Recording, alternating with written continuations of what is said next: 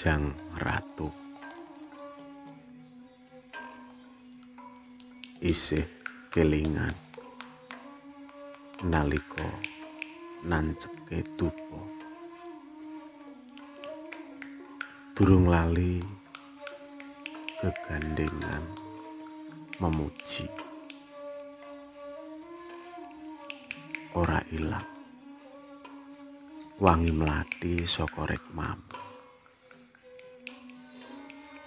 Kapiya angin nalika ing candhi Bajang Ratu,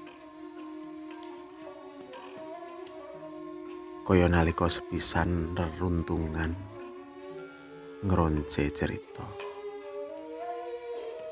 kang padha uwal sangka babat lan pandungenge para wong tuwa. Oncat malumpat antarane kaca-kaca sejarah,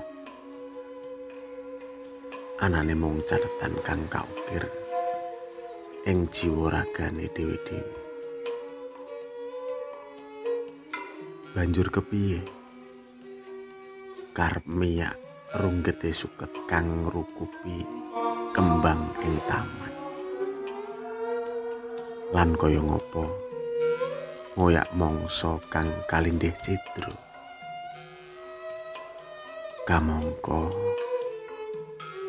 Bajang Ratu tansah setya nyidem cerita.